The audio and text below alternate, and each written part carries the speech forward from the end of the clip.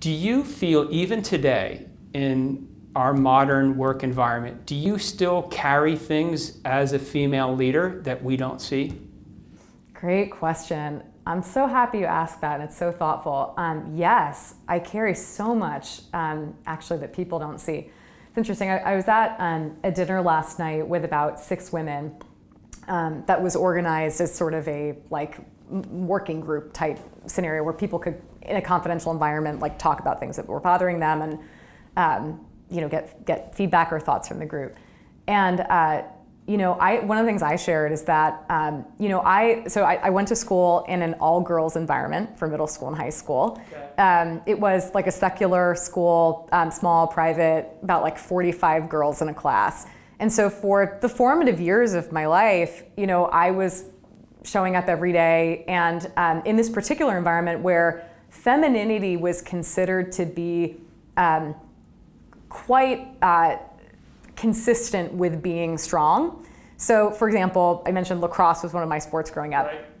And I love lacrosse. I was considered to be a pretty intense player as well. Very, very competitive about it. I was captain of my team senior year. I just love the sport. So much fun. Some of my best memories are from my lacrosse team. And when we would get sort of geared up for games, we would put ribbons in our hair, right? So you would be with your stick, and for folks who don't know lacrosse, you've got a stick, and you're trying to, when someone else has the ball, you try to basically hit their stick with your stick. It's called checking, and you try to check the ball out of their stick so you can take it, recover it, it's a turnover, and carry it, score. Cradle it. Exactly, yeah, you got the words. So you just to help you picture this, you could be checking someone and your ribbons are flying everywhere, and that's a very common image, in girls lacrosse, at least where I was growing up.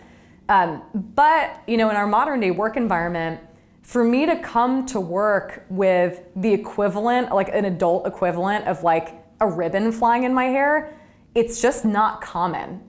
So, for example, I'll be honest, just yesterday, I took about 10 minutes deciding between 2 different outfits, because one of them was this flouncy, lacy, feminine dress, not scandalous in any way, just feminine dress.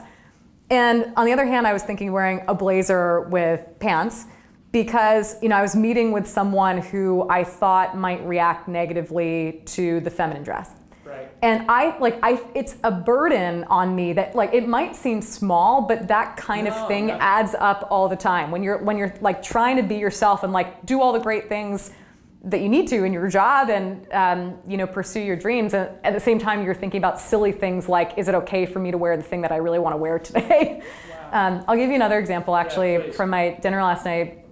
There was an African American woman who was telling me that for 20 years of her career, she has just bottled up so much that she can't talk about, because she knows from past experience as well as from her friends' experiences that when she opens up about things, it hurts her in her career.